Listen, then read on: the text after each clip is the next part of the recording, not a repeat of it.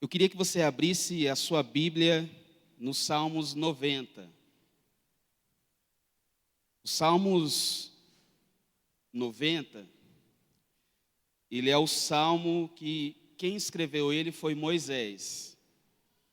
Os estudiosos acreditam que foi o único salmos que ele escreveu. E esse salmo, ele está localizado no livro de Salmos, em todos os capítulos. Eles decidiram colocar os salmos de Moisés exatamente no capítulo 90. Porque você sabe que os salmos, eles são livros, são poesias, são experiências de homens e mulheres de Deus, principalmente pessoas que quiseram colocar as suas poesias para que as pessoas estivessem cantando ou lendo em algum momento específico da vida de Israel, e também da vida dos hebreus. E o Salmo 90, não se sabe muito bem em que momento Moisés escreveu ele. Mas há um consenso que ele escreveu muito próximo da sua partida. Assim que a geração do deserto morre e nasce uma nova geração, Moisés está se despedindo dessa geração e ele escreve os Salmos 90.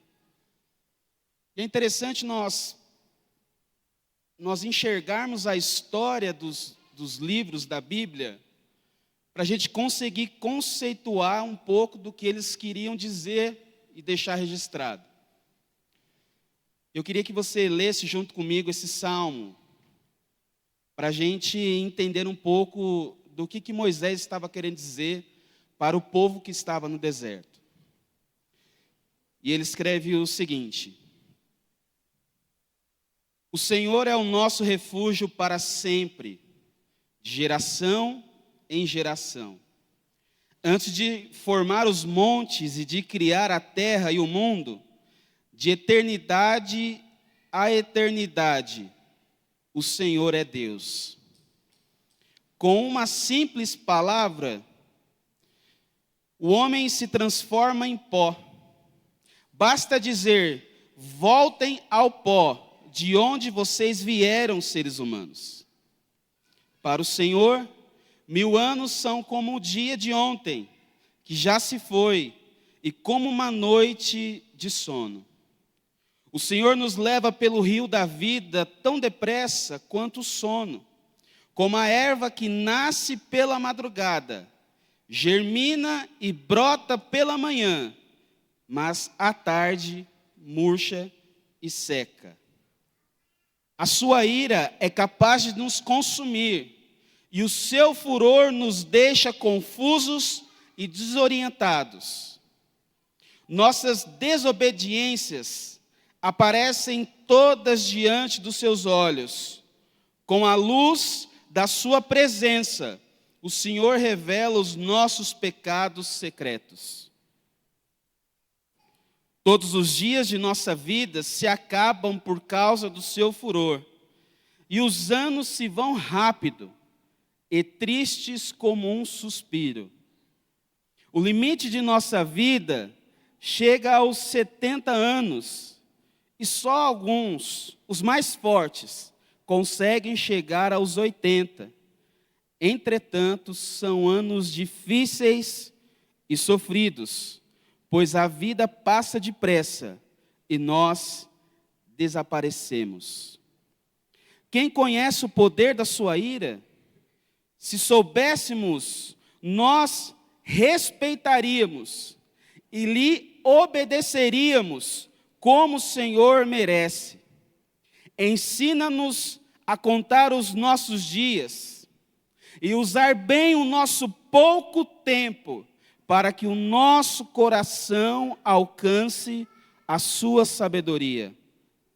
Ó Senhor, volte-se para nós, tenha compaixão dos seus servos, e até quando ficará longe de nós? Encha a nossa vida com o seu amor fiel, desde amanhã, e assim cantaremos de alegria. e dê-nos alegria para compensar todas as desgraças que aconteceram conosco pelos anos que suportamos sofrimentos. A nós, os seus servos, mostre o seu feito, revele a sua glória aos nossos filhos. Ó Deus, nosso Senhor, cubra o seu povo com a sua gloriosa bondade e dê-nos forças para o trabalho, dê-nos sucesso em tudo o que fizermos. Nem parece que é o Moisés do Pentateuco. Nem parece que é o Moisés que encontrava com Deus face a face. Porque o Salmos 90 é o desfecho de uma experiência de muitos anos com Deus. Dos líderes que a Bíblia destaca, o que teve o trabalho mais árduo, com certeza, foi Moisés. Porque o trabalho de tirar o povo do Egito e levar para uma terra foi extremamente cansativo, desgastante, ao ponto de Moisés, por algumas vezes, questionar o que Deus estava fazendo e Deus também olhar para a geração do deserto e pensar se de fato seguiria com eles. É o desfecho de um homem que sabe muito bem o que os anos de vida cobram. É o desfecho da palavra de uma pessoa que sabe exatamente o que é ser um homem de Deus. Porque na nossa caminhada e na nossa comunhão com Deus durante os anos, nós vamos tendo as nossas experiências, nós vamos aprendendo ao que é servir a Deus. Servir a Deus a gente não consegue resumir em poucos meses, em poucos dias. Eu até me risco a dizer que nós passamos anos e anos e ainda assim nós não conseguimos escrever muito bem a biografia da nossa história com Deus. Porque viver com Deus é nós termos a dimensão do que de fato a dinâmica da vida vai nos cobrar. Porque se você olhar para a sua vida, só nós sabemos que ela não é tão fácil assim. E Moisés nos traz um retrato de que essa vida ela é breve e ela é passageira. Nós temos a ilusão e a imaginação de que nós vamos viver para sempre. Nós imaginamos que essa vida ela vai seguir e vai pendurar e vai caminhando. E nós achamos que nós vamos romper os 200 anos de vida. Mas até hoje nós não conhecemos ninguém que passou dos 150. O homem mais velho do mundo chegou ali beirando, 110, 115 anos. Porque nós estamos passando. Se você fechar os seus olhos aí agora, eu queria que você fizesse esse exercício comigo. E lembrasse na sua infância um dia muito bom que você teve. Feche seus olhos. Lembra um dia que você nunca mais esqueceu. Você brincando em alguma brincadeira divertida, com um amigo, ou em alguma viagem, ou alguma coisa gostosa que você comeu, alguém bacana que você encontrou, ou algum presente que você ganhou. Eu queria que você lembrasse esse dia que foi inesquecível. Você consegue lembrar com detalhes, você consegue lembrar com exatidão, como se fosse ontem. Que dia abençoado, que dia divertido. Você tinha lá os seus poucos anos de vida, ou foi num momento da sua adolescência, ou no momento realmente da sua infância. E aí eu queria que você abrisse os seus olhos nesse momento, e você está exatamente aqui agora. tempo está passando. O tempo está passando. E o seu futuro é exatamente agora. Quem você foi, as experiências que você viveu, aquele dia abençoado que você teve, faz parte da sua memória. Ainda não conseguimos inventar uma máquina do tempo que nos tire exatamente do agora e nos leve a qualquer momento da nossa existência. Nós não temos essa capacidade. A única forma que nós acessamos um momento bom da nossa vida é pela nossa memória.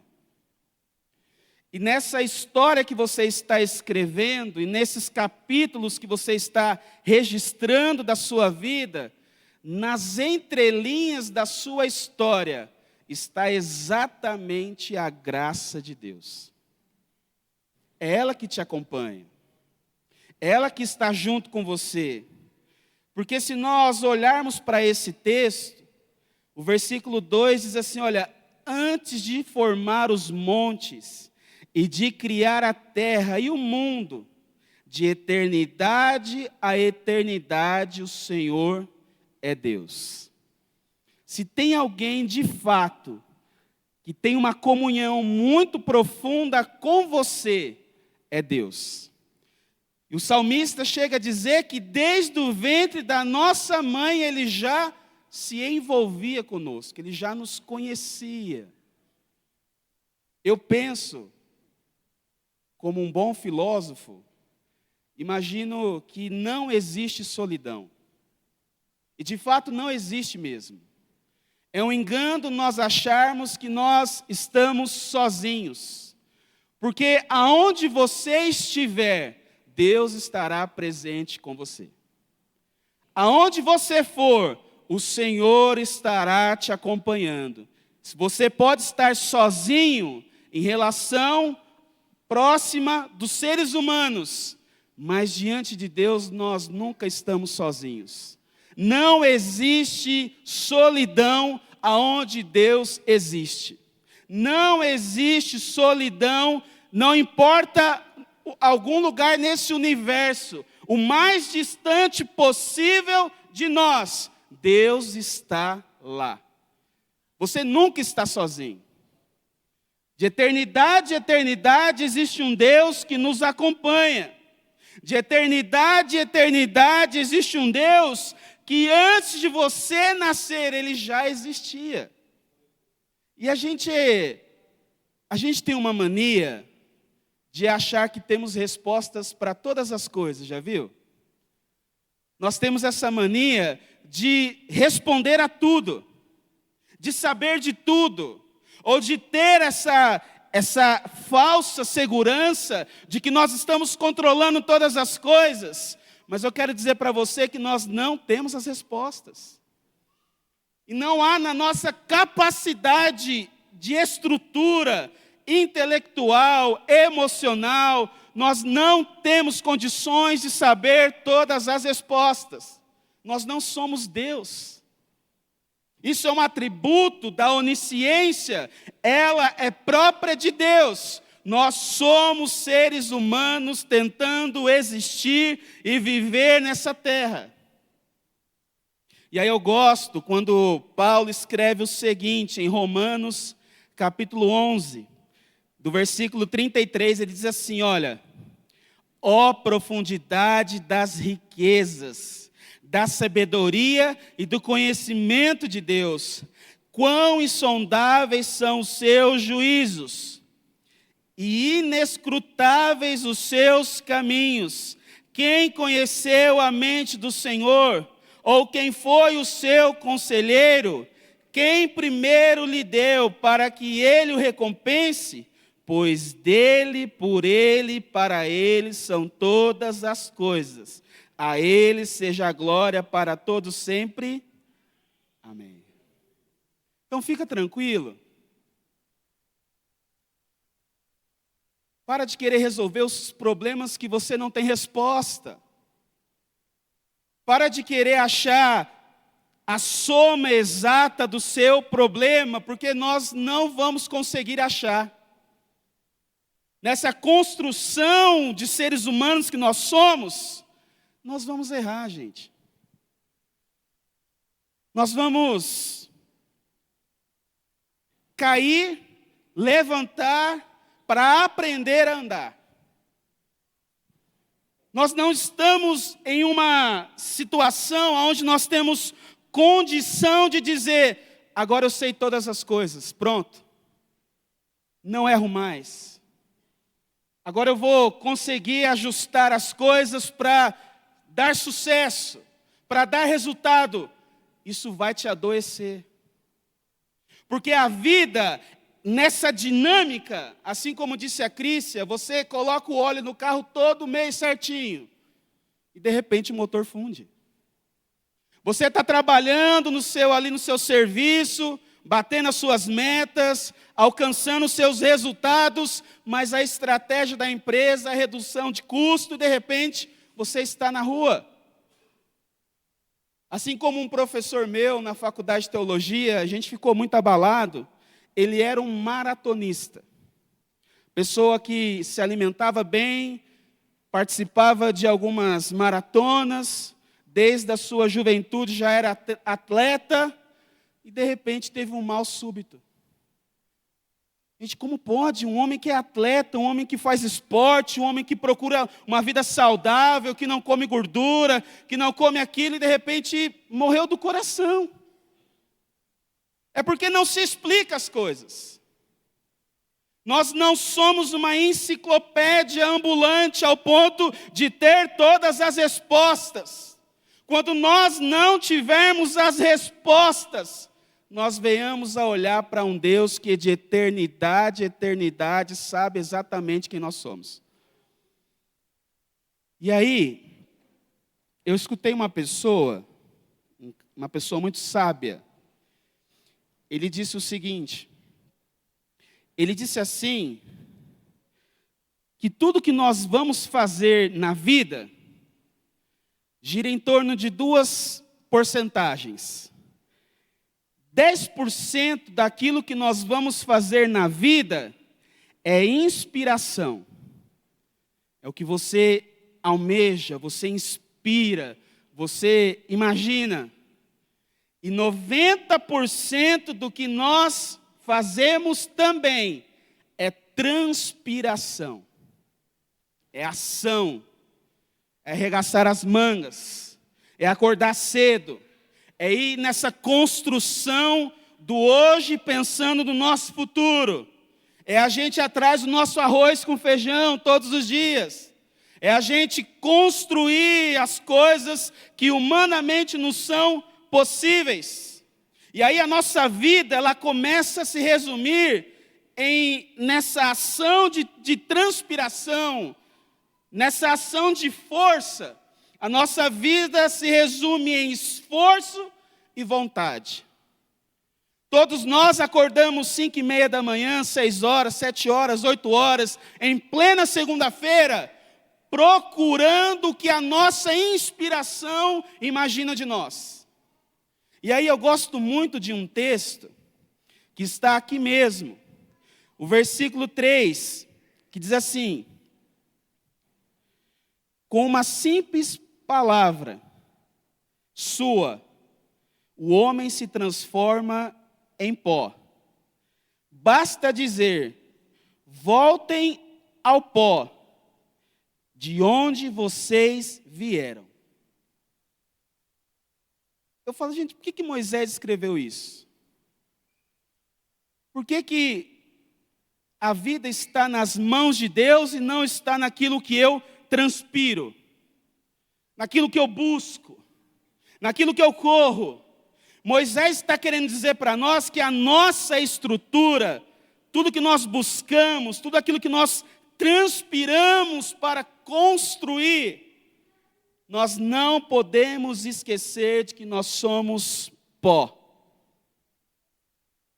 E de que o que faz de fato sentido nessa vida que estamos construindo é a minha comunhão com aquilo que é eterno. Porque olha o que um homem muito próspero, um dos mais ricos dessa humanidade, disse para nós. Eclesiastes capítulo 2, versículo 3. Um dos homens mais poderosos do mundo. Eu queria saber o que valesse a pena debaixo do céu. Nos poucos dias da vida humana, lancei-me a grandes projetos. Construí casas, plantei vinhas para mim, fiz jardins e palmares, e neles plantei todo tipo de árvore frutífera. Construí também reservatórios para regar os meus bosques. Comprei escravos e escravas, tive escravos que nasceram em minha casa. Além disso, também mais bois e ovelhas do que todos os que vieram antes de mim em Jerusalém. Salomão, de fato, foi o maior israelita no sentido de aquisição que a Bíblia deixa registrado para nós. E ele, de fato, pela sua transpiração, pela sua ação, pela sua busca, ele buscou tudo aquilo que era possível buscar. E nessa busca, nesse afã de querer alcançar os seus resultados, os seus objetivos, ele traz um resumo para nós. Tudo isso não passou de vento e vaidade. Porque quando você tem condição de viver tudo, o tudo não tem condição de conquistar o seu coração. Se de fato você é uma pessoa que está conectada com o eterno, com a eternidade, tudo que você buscar e conquistar nessa vida não vai te preencher por completo. E você que não tem condições de ganhar o mundo, que a cada dia luta por um bocado de arroz e feijão na sua casa, não ache que quem tem todas as coisas também alcançou os maiores lugares desse mundo. Não ache que a satisfação é plena no coração dessa pessoa, porque a satisfação plena, o real sentido e aquilo que traz realização satisfatória para nós, existe somente alguém que pode causar isso em nós. Existe alguém que só alguém que pode proporcionar isso para a gente. E esse alguém é Deus. Porque a nossa estrutura, quando fomos criados no Jardim do Éden, a Bíblia diz para nós que houve um fôlego de vida soprado nas nossas narinas. Nós não se tornamos alma vivente do barro para o barro, mas é Deus que nos fez alma vivente. Nossa alma depende de um Criador. Nossa alma depende da realização da presença de um Criador. Então você pode estar numa Ferrari, você pode estar numa mansão, você pode estar onde for, se o Criador não estiver presente na sua vida, será vaidade, será uma vida vazia. Mas aí, Rafael, então eu não vou fazer nada. Muito pelo contrário. 1 Tessalonicenses capítulo 4, versículo 11 e 12 diz assim: esforcem-se para ter uma vida tranquila, cuidar dos seus próprios negócios e trabalhar com as próprias mãos, como nós os instruímos, a fim de que andem decentemente aos olhos dos que são de fora, e não dependam de ninguém. Nós vamos construir, gente. Nós vamos buscar. Mas a Bíblia está dizendo para nós que a nossa vida é rápida, que a nossa vida é passageira, que os anos passam. E lançar a nossa vida sobre aquilo que eu posso conquistar, de fato, nós podemos ser pegos de surpresa, porque a graça, o que é ser um agraciado por Deus, é entender que Deus me abençoa, mas as bênçãos não me têm. É um Deus que me dá um carro para me vir para a igreja, mas o carro não tem a condição de me tirar da presença dEle. É um Deus que abre as portas no emprego, mas eu não vendo os meus princípios para que essa vaga se perpetue na minha vida. Não é a bênção de Deus que está sobre mim, mas o que é importante é a presença de Deus que está sobre as nossas vidas. E quem nos alerta para isso é o próprio Cristo. Olha o que ele diz para nós em Lucas capítulo 12. Cuidado, fiquem de sobreaviso contra todo tipo de ganância. A vida dos homens, a vida de um homem não consiste na quantidade dos seus bens. Cuidado. Esse discurso, essa questão de que nós vamos conquistar o mundo, a vida não se resume a isso. Moisés também fala para nós o seguinte, versículo 9: todos os dias da nossa vida se acabam por causa da tua ira, e os anos se vão rápido e tristes como um suspiro. O limite de nossa vida é 70 anos, e só alguns mais fortes conseguem chegar a 80. Os melhores anos da nossa vida são vazios e sofridos. Eles passam depressa e nós desaparecemos. A vida para Moisés é breve. A vida para Moisés precisa ser vivida com qualidade. Porque, por mais avançada que seja a medicina, e por mais que consigam prolongar os anos de uma pessoa, não tem como, gente, 1 hora vai. Existem bilionários no mundo que estão resfriando os seus corpos ou deixando um contrato já assinado para resfriar os seus corpos. E a expectativa deles é que quando a inteligência artificial avançar a tal ponto de restabelecer a consciência artificialmente no corpo que vai estar congelado. Pessoas acreditam que vão prolongar a sua vida aqui. E a gente tem isso mesmo. A gente acha que a nossa vida é tão importante que nós vamos tentar prolongar o máximo possível dela aqui. E nós temos essa questão, né? Não, se o Rafael morrer amanhã, vai parar o Brasil. Nossa, o Rafael morreu.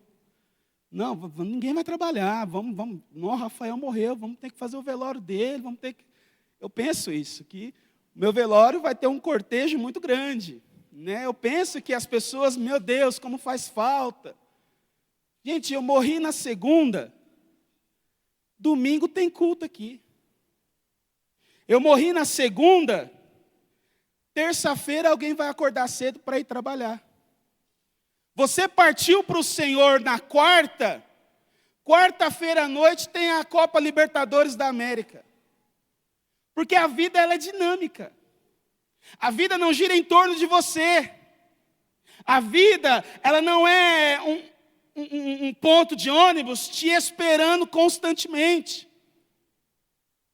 É por isso que Salmo 144, versículo 4, diz assim, olha, o homem é como um sopro, e os seus dias são como sombra passageira. O apartamento que eu pago 40 anos, daqui a 40 anos, quando eu partir para o Senhor, outra pessoa vai estar morando nele.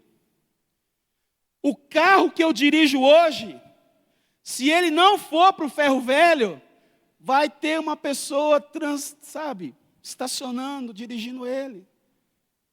O seu time de futebol, se você torcer para ele agora, daqui a 100 anos, se ele existir, outros torcedores vão torcer para esse time.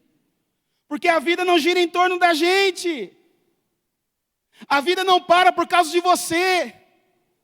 A vida, ela é dinâmica. E na dinâmica da vida, nós temos que entender que tem alguém que amou o mundo de tal maneira que deu o seu único filho para salvar a sua vida. E aí você morre, irmão, pelo amor de Deus. Você morre de trabalhar para a sua empresa. Eles te mandam embora e colocam outra pessoa no seu lugar, meu irmão. Ou você acha que você vai cobrar as horas extras lá e não, mantenha minha cadeira aí. Esse mundo, ele gira em torno de produtividade, eficácia e resultado. Se nós não produzimos, se nós não somos eficazes, se nós não damos resultado, outra pessoa substituirá você. Mas existem relacionamentos, existem afetividades, existem realidades que são valorosas, que lidam com você, com o ser que você é. A sua mulher te ama pelo ser que você é, não é o que você produz. O seu filho te ama pela estrutura, não, é por quem você é. Se você não faz um arroz gostoso, ele não vai te trocar para uma outra cozinheira. Se você não consegue comprar um presente X, ele não vai te trocar porque você não vendeu. É essas relações afetivas que nós precisamos valorizar, gente. Não é o registro de ponto de uma empresa. Porque a vida está passando. Quase agora você estava com 10 anos de idade, você está com seus 40, 30, 20. E aí, Moisés está dizendo para a gente, aprenda. Aprenda que a vida, ela é rápida. Aprenda a dinâmica das coisas. Porque para algumas pessoas você vai fazer muita falta. Mas para quem está só interessado na sua eficácia, resultado e produtividade, você é só um registro, só um número. Você vai fazer falta para sua família, para o seu filho, para sua esposa, para os seus amigos. E a vida está passando. E aí Moisés deixa um recado para a gente. Olha o que Moisés diz para nós. Versículo 12. Ensina-nos a contar os nossos dias e usar bem nosso pouco tempo, para que o nosso coração alcance sabedoria.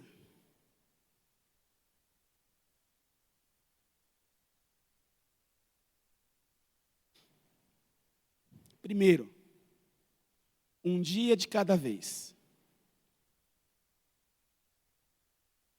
Você está sofrendo hoje por aquilo que vai acontecer no dia 30. Você está angustiado hoje para aquilo que vai acontecer em 2025. Você está abatido por algo que aconteceu em 1999. Você está entristecido, chateado por algo que você passou há muitos anos atrás. Quando Moisés diz, olha, ensina a contar os nossos dias, é entender que você só tem aqui e agora. É entender que é um dia de cada vez. Olha o conselho que Jesus nos dá. Mateus capítulo 6, versículo 34. Portanto, não se preocupem com o amanhã, pois o amanhã trará suas próprias preocupações. Basta cada dia o seu próprio mal. Estou deitado na cama. Aí a Josi vira assim para mim e fala assim, amanhã 9 horas da manhã, como é que a gente vai fazer amanhã 9 horas da manhã? Aí eu falo para ela, Josi, uma coisa eu sei. Agora não tenho como fazer nada. Tem que esperar chegar 9 horas da manhã para a gente ver o que nós vamos fazer. Agora, a única coisa que me resta é dormir. Mas o que nós vamos fazer amanhã? Basta cada dia o seu mal. Calma. Não só isso. Outra coisa que ensina-nos a contar os nossos dias. Segundo, perdoe você de ontem, tenha paciência de você hoje e ajude você amanhã. Levei o João Pedro sábado para brincar no parquinho lá no meu condomínio, e aí eu fiz uma besteira. Ele estava balançando, lá tem um balanço. E aí eu balancei ele, a gente brincando lá, balançar. Eu balancei ele um pouco mais forte. No que eu balancei ele um pouco mais forte, ele, ei, papai, começou a chorar. Começou a chorar muito, ao ponto de eu parar, e ele chorando, agarrou nas minhas pernas. Falei, João Pedro, o que foi? O que foi? É porque eu fiquei com medo, estava alto. E eu me senti culpado, porque eu achei que ele estava pronto para ir a alguma altura. Só que ele ainda não estava pronto para aquela altura. Ele falou, papai, eu estou com medo, porque eu não consigo ir nessa altura ainda. Eu falei, não, desculpa, porque eu achei que você estava em condições de ir um pouquinho mais rápido. E aí Deus falou comigo algo ali. Acalmei ele, voltei a balançar ele, e aí eu perguntei para ele, João Pedro, tá bom? Papai, tá bom agora, pode deixar. E ele brincou mais uma meia horinha comigo. Deus falou comigo que nós temos que parar de se cobrar tanto. Porque você não está preparado ainda para algumas alturas que você está imaginando ir. Você ainda não chegou à estatura que você almeja estar. É a mesma coisa chegar para o João Pedro, falar assim, João Pedro, isso aqui é uma nota fiscal. Eu quero que você apure os impostos fiscais dela, vê se tem ISS, lança aqui o CFOP, aí você dá entrada aqui no sistema para que a gente possa... Ele não tem condições de entender isso. Porque ele não está pronto para isso. E tem coisa que você não está pronto. Ainda não chegou o seu tempo. Você ainda não tem estrutura. Não adianta você querer se cobrar para viver aquilo se você ainda não tem estrutura para isso. Aprenda a contar os seus dias. Aprenda a contar e atingir a sabedoria. Tem pessoas que é fora do tempo delas. Tem pessoas que são infantis, mas tem pessoas que têm que ser crianças e já são adultas. Você está perdendo o melhor do tempo que você tem, querendo viver uma estrutura que você não está pronto. Vai te causar medo. Vai fazer você parar ali a brincadeira, descer e, dependendo, nem querer brincar mais. Não tenha pressa. A Josi, diversas vezes, quer que eu desligue os meus bolos antes. Fala, Josi, eu vou desligar no momento certo. Porque se eu desligar antes, vai ficar cru. Se eu desligar depois, vai ficar duro. Então, deixa o meu bolo aí. Na hora que pitar, a gente desliga. Porque não é no seu tempo, é no nosso tempo. Não é no nosso tempo, é no tempo de Deus. Não só isso, ensina-nos a contar os nossos dias.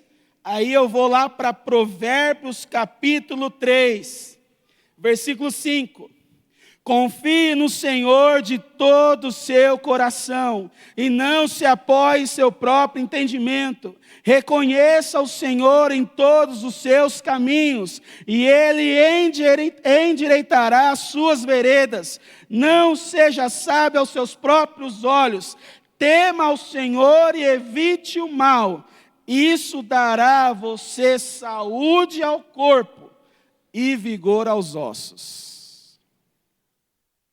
Eu sei que nós temos pessoas que trabalham com emoções que ajudam outras pessoas a trabalharem com emoções. Essas pessoas trabalham porque, de fato, existem pessoas que aceleram as coisas. Tem pessoas que sofrem das suas ansiedades, que não conseguem lidar com o tempo das coisas na sua vida. E essas pessoas auxiliam para que elas consigam sair desses quartos escuros. Mas em todas as coisas eu te peço, por favor, tenha paciência, confie em Deus e saiba que em tudo Ele está cuidando de você. Calma. Vai devagar. Para que levar multa? Quando a gente passa da velocidade, nós levamos multa. Não só isso, olha o que Moisés também diz para nós no versículo 14. Enche desde manhã a nossa vida com teu amor fiel. Assim cantaremos de alegria e viveremos felizes para todo sempre. Eu gosto desse texto, porque a gente tem uma questão. Quem é que pega ônibus para ir trabalhar? Levanta a mão, quem que pega ônibus para ir trabalhar? Não, poucas pessoas, hein? Que benção, todo mundo aqui vai trabalhar de carro, de Uber. Vou orar a Deus para você que não levantou a mão, para você pegar um ônibus então. Vou pedir a Deus para você pegar um ônibus 6:30 da tarde. Esses dias eu peguei um ônibus, 6:30 da tarde, cansado. Muito cansado. Eu estava tão cansado, mas tão cansado, que uma pessoa no ônibus não achou suficiente eu estar cansado. Ligou uma caixinha de som e pôs um funk bem daqueles assim, às 6:30, irmão, ônibus lotado. Eu falei, Deus do céu, por que dessa prova, Senhor? Tem misericórdia da minha vida.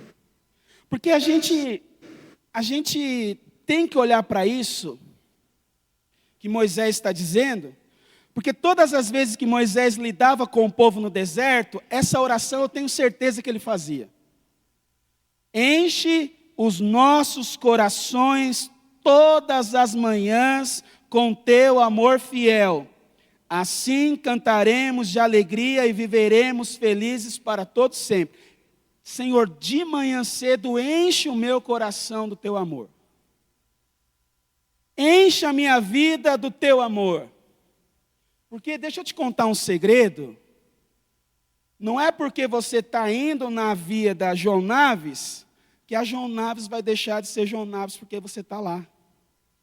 Não é porque você pegou o 141 que vai para o Terminal Central que ele vai deixar de ser o 141 que vai para o Terminal Central. Não é porque você entrou na UFO que você acredita que a universidade inteira vai mudar porque você está lá. As coisas não mudam. Mundo é mundo. Vida é vida. Não é porque eu estou num semáforo que ele vai ficar aberto para mim o tempo inteiro, não. A dinâmica da vida não muda. O que muda é a presença de Deus na minha vida que me faz enxergar esse mundo diferente. Porque ele é mundo. E aí você chega no seu trabalho, meu trabalho vai mudar porque eu cheguei. Não. Vai ser a mesma empresa.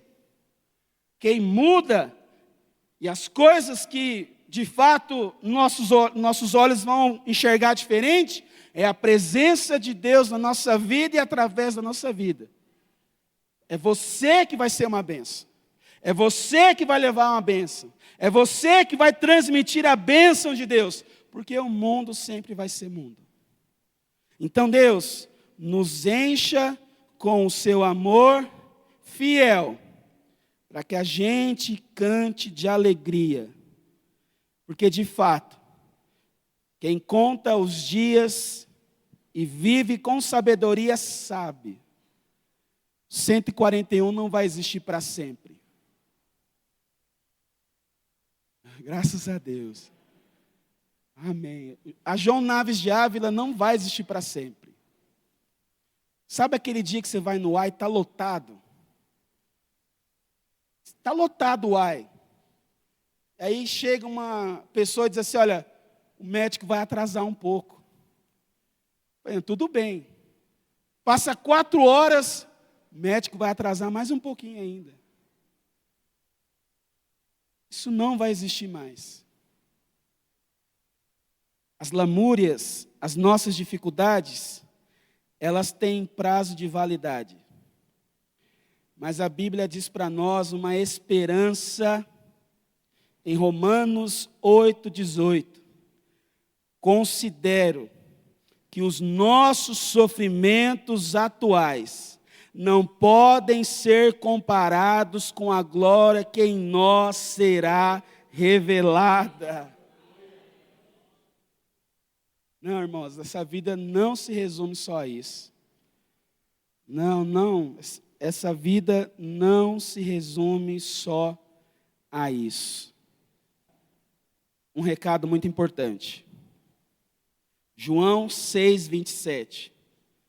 Não trabalhem pela comida que se estraga, mas pela comida que permanece para a vida eterna, a qual o Filho do Homem dará a vocês.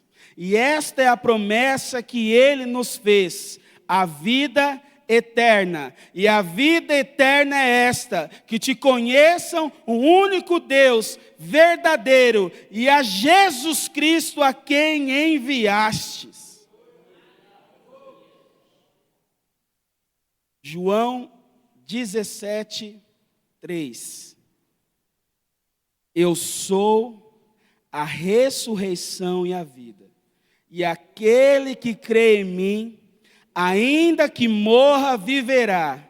E quem vive e crê em mim, não morrerá eternamente. Eu queria que você cutucasse a pessoa e falasse assim, existe um céu para você. Existe um céu te esperando. Mas enquanto esse céu não chega, queria que você fizesse assim, para receber. Olha o que Moisés conclui. A nós, os teus servos, mostre os teus milagres. Revela a tua glória aos nossos filhos. Ó Deus, nosso Senhor, cobre o teu povo com a tua gloriosa bondade. Dá-nos força para o trabalho e dá-nos sucesso em tudo que fizermos.